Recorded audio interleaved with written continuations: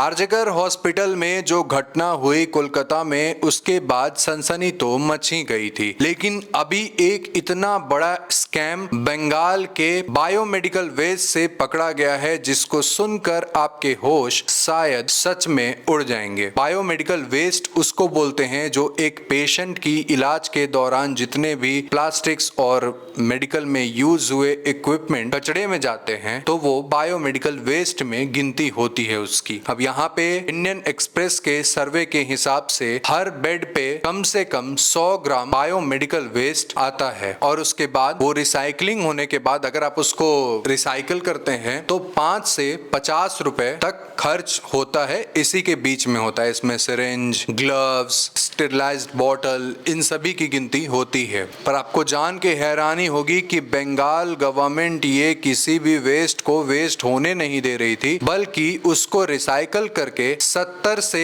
100 रुपए के बीच में मार्केट में बेच दे रही थी। बायोमेडिकल वेस्ट को एक बार फिर से रिसाइकल करके, यानी जो सिरिंज आप यूज कर रहे हो उसको नॉर्मल रिसाइकल करके बेच दिया जा रहा था बंगाल गवर्नमेंट के द्वारा। अब आपको बता दें कि 2014 में सेंट्रल पॉल्यूशन कंट्रोल बोर्ड ने एक सर्वे किया था जिसमें बंगाल में टोटल 1 लाख बेड्स थे, जिसमें से 47% जो है वो बायोमेडिकल वेस्ट पाया जाता था। पर आपको ये जानकर हैरानी होगी कि अब वो 47% 36% हो गया, यानी बायोमेडिकल वेस्ट जो है वो अब और कम हो गया है। जबकि बेड्स और बढ़ी हैं तो और बायोमेडिकल वेस्ट बढ़ना चाहिए, लेकिन यहाँ पे कम होते दिख रहा है। 47 से सीधे 36% पे पहुंच चुका है ये। पहले बेड्स जो बंगाल में थे वो थे 1.03 लाख, अब हो चुके हैं 1.68 लाख बेड्स बंगाल में उपलब्ध हैं। लेकिन फिर भी इतने ज्यादा बेड बढ़ने के बाद भी जो बायोमेडिकल वेस्ट है भाई वो तो घटते ही जा रहा है, वो बढ़ नहीं रहा है। तो आखिर ये बायोमेडिकल वेस्ट जो है वो जा कहाँ रहा है? उसकी सप्लाई बांग्लादेश में की जा रही है, उसकी सप्लाई जो लोकल मेडिकल शॉप्स हैं वहां पे की जा रही है। सस्ते दरों पे इसे बेच दिया जाता है और लोग इसे यूज करते हैं। आप सोचिए कि एक संक्रमित चीज को आप फिर से यूज कर रहे हैं, मतलब आप फिर से उसके इन्फेक्शन में आ सकते हैं। बंगाल गवर्नमेंट को ये पता होने के बावजूद भी उन्होंने इतनी घिनौनी काम की। अब आपको बता दें कि पहले ऑन एवरेज 409 ग्राम एक बेड से बायोमेडिकल वेस्ट जो है वो वेस्ट बंगाल में पाया जाता था, लेकिन अब वो 200 के करीब में पहुंच गया है। मतलब इतने कम आप वेस्ट कैसे निकाल रहे हो? आप ये बताओ, आप कौन सी नई तकनीक को फॉलो कर रहे हो ये तो आपको बताना ही पड़ेगा। अब जब इस पे वेस्ट बंगाल पॉल्यूशन बोर्ड से सवाल जवाब किया गया तो इसके चेयरमैन हैं कल्याण रुद्रा, उन्होंने इस पे कोई भी टिप्पणी करने से मना कर दिया। उन्होंने बोला कि मुझे तो इसके बारे में कुछ पता ही नहीं है। ऐसा कैसे हो सकता है? जब आप चेयरमैन हो, आप अथॉरिटी को देख रहे हो, आपके अंडर में काम हो रहा है, तो फिर आपको पता कैसे नहीं है? अब देखने वाली बात यह है कि आरजेकर हॉस्पिटल के घटना से